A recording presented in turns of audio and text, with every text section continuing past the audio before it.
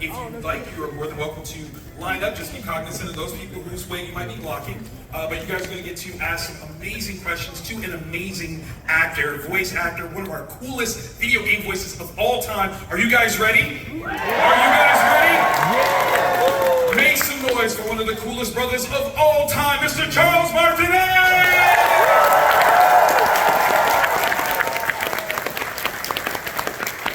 It's me, Super Mario! And look what you do, never mind! Ho-ho! Wario, have a rotten day, yahoo!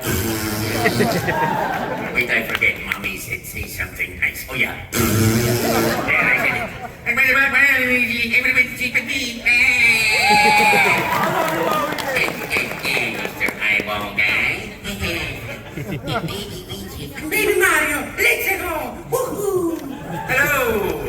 Thank you so much for coming. You know, I'm always so grateful to Nintendo for giving me the chance to play these characters that I love so much, and so grateful to the con to have me come out and fish at Les. There is no way I could ever stand in front of people and talk. It's just impossible. He goes, well, we'll have lunch every day. I can do that.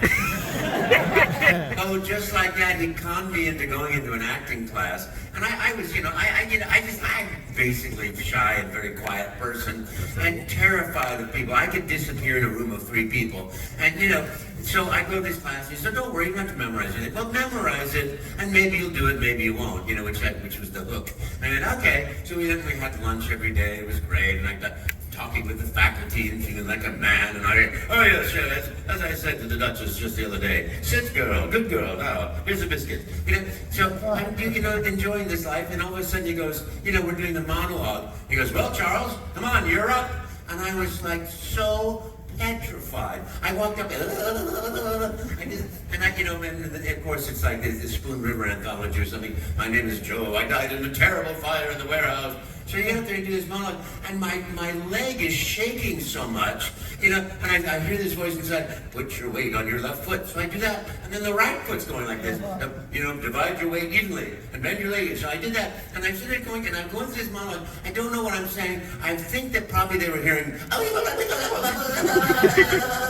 you know, and I get to the end, and it's like, yay, how come you're the only person who wasn't nervous? I'm like, what?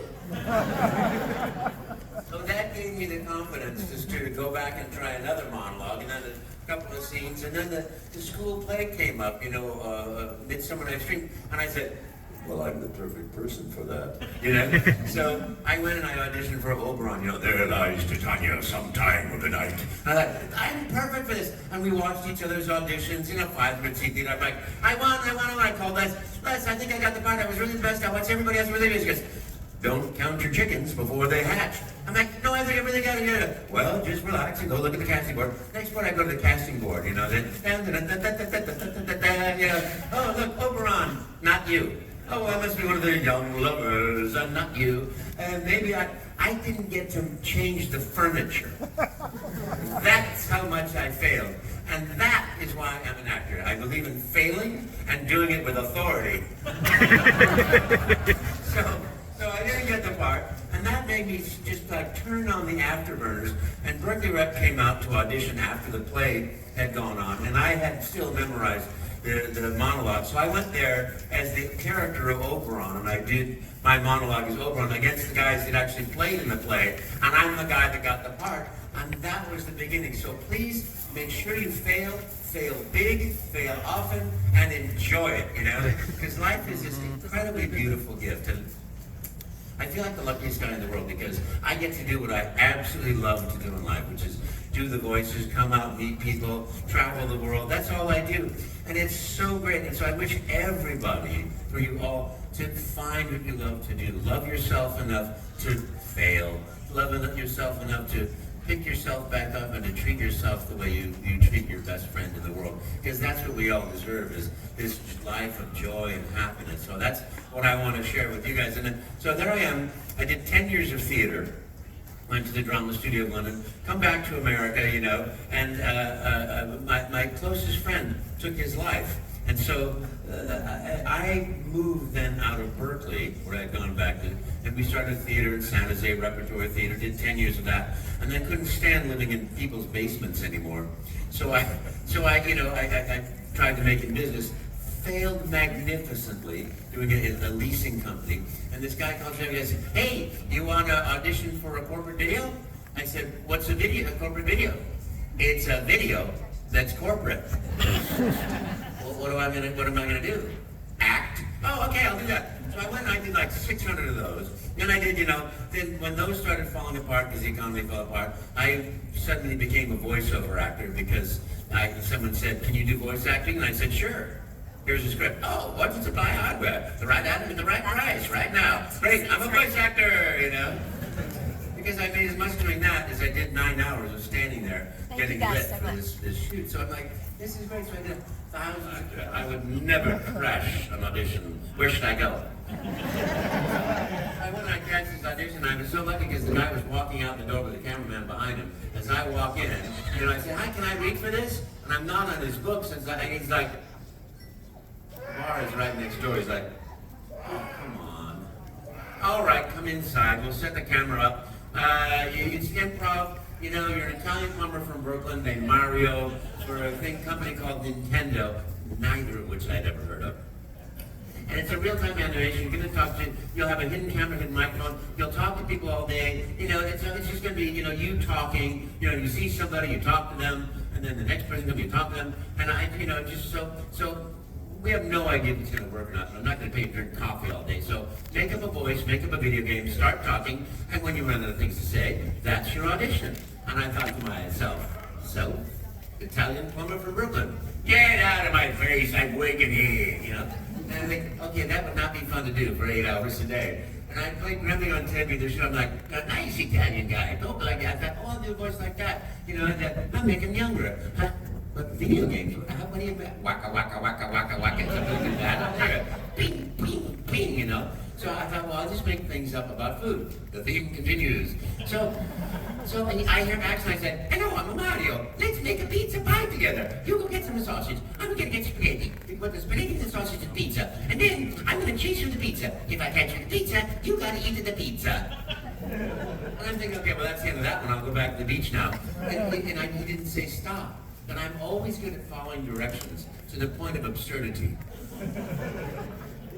This is why my mother had such trouble with me.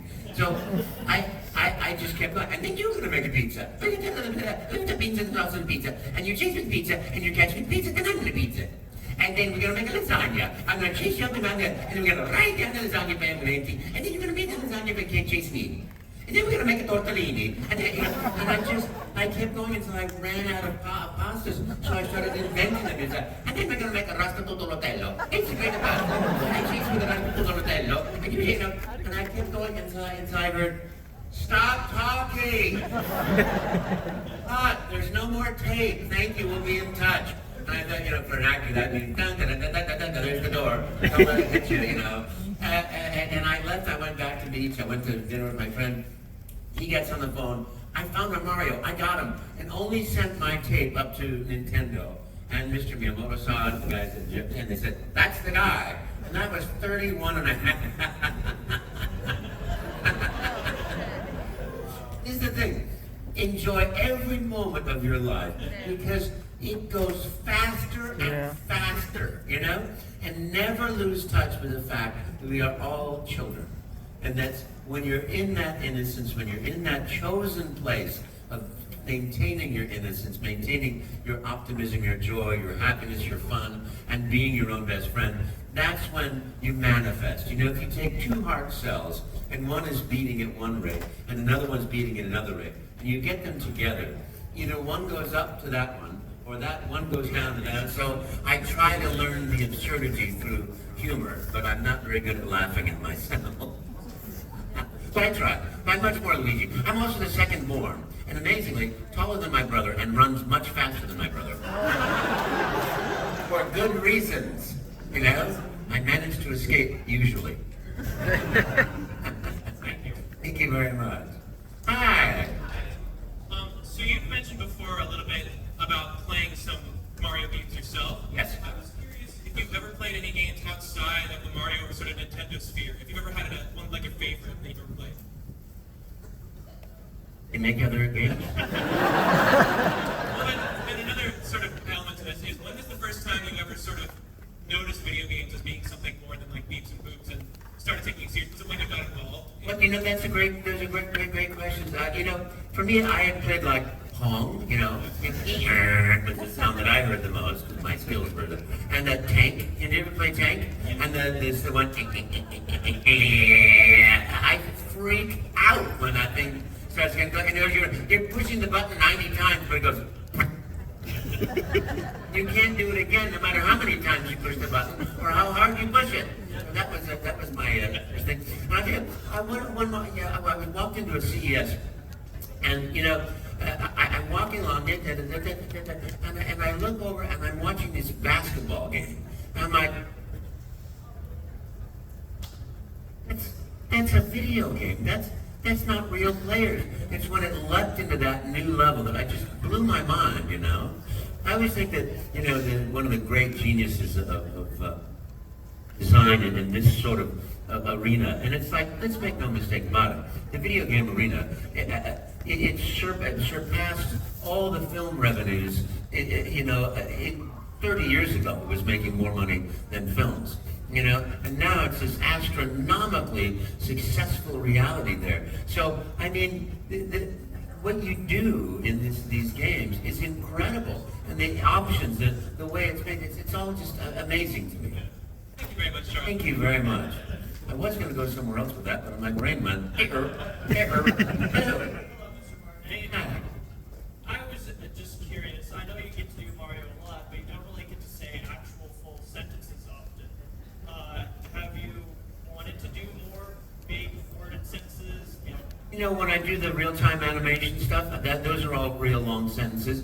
Originally, early on, they had me doing some advertising. That when a Game Boy Advance came out, I did the dialogue on that whole thing and the introduction of that. And it was great. Everybody loved it, but the decision of the company was like, no, let's keep it. And I think I always trust the genius of the makers, because I put the icing on the cake and people go, oh my gosh, what a beautiful cake, but it's got to be delicious, otherwise it's just icing. So they really know what works, and in the Mario game, it doesn't stop for a lot of dialogue. And there's a reasonable regular Portuguese. When we did the movie, I did the line that I do as Jumpman. I did that in 41 languages as well as English. And they'd have to do that with every game. So full sentences, they'd have to find people in every place. So it doesn't make logical sense, but it also makes tremendous sense for the activity of the game, the continuance of the game, and the adventure to keep it that way.